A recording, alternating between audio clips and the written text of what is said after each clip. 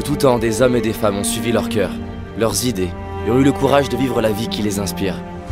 Ils ont parfois été critiqués, ils ont parfois été confrontés aux échecs, mais ils ont persévéré. Ils ont tout donné, et ont fini par réussir. Ils ont assumé ce qui était important pour eux. C'est ce qui fait qu'ils sont des héros. Pour certains, leurs visages sont connus, d'autres non. Et peut-être tu te demandes comment en rencontrer. J'aimerais te raconter l'histoire vraie d'une personne qui ne soupçonne pas encore ce dont elle est capable. Elle a toutes les qualités d'un héros, mais une petite voix en elle lui affirme le contraire. Abandonne, c'est trop dur, tu n'y arriveras pas. Ces murmures entraînent les doutes. Ces doutes se transforment en une histoire que la personne finit par croire. Et l'histoire crée l'excuse parfaite pour abandonner. Pourtant, au fond d'elle, quelque chose lui dit que tout ça c'est faux. Au fond d'elle subsiste une flamme qui lui fait sentir que ses rêves sont encore possibles. Cette histoire, c'est la tienne. Cette personne, c'est toi. C'est moi. C'est en fait chacun d'entre nous. Nous avons tous cette flamme qui nous demande de vivre ce qui nous inspire. Il y a 13 ans, je me trouvais nul, inintéressant. J'avais l'impression que ceux qui réussissaient dû à la chance ou à des qualités de naissance. Je me disais, David, laisse tomber. T'auras jamais le couple que tu désires, le job de tes rêves, l'argent, la santé. T'auras jamais confiance en toi. Tu sauras jamais parler aux inconnus, et encore moins en public. Ce jour-là, je suis tombé sur une vidéo. J'ai vu un homme oser vivre ce qui l'inspire. Et j'ai réalisé que ça devait changer. J'en ai eu marre de m'abandonner, marre de ne pas oser. Et j'ai pris une décision, celle de m'honorer, et de tout donner pour vivre la vie qui m'inspire. Et toi, qu'est-ce qui t'inspire, mais que tu as laissé tomber? Je sais que parfois les choses ne se passent pas exactement comme on le désire. Certains abandonnent, et finissent par grignoter encore et encore. Mais ce n'est pas de cette nourriture dont ils ont besoin. D'autres veulent oublier en regardant la télé. Mais cela n'éteindra pas leur besoin de vivre ce qui les inspire.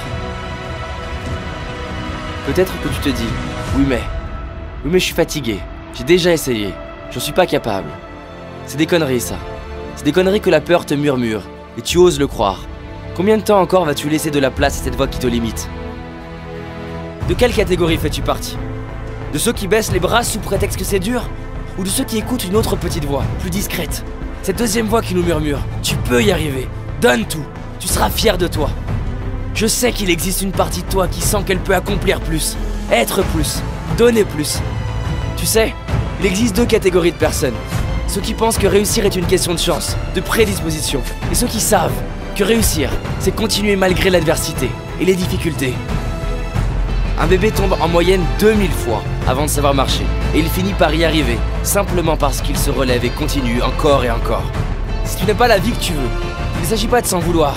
Il s'agit de se prendre soi-même par la main, mettre les doutes de côté et oser te mettre en route pour ce qui t'inspire. Faire des erreurs, apprendre, recommencer.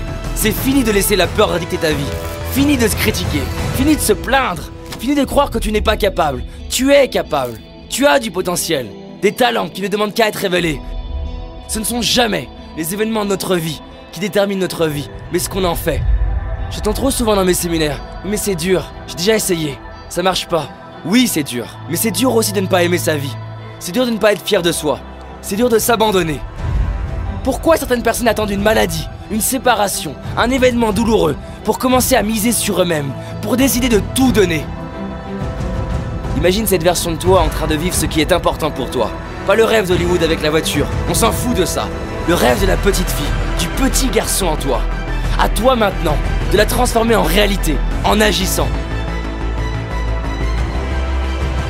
Ose partir faire ce voyage, ose plus t'exprimer, ose enfin dire à tes proches combien ils sont importants pour toi, combien tu les aimes. Ose prendre ces cours de dessin, de musique, de sport. S'il le faut, ose te tromper, ose mal faire.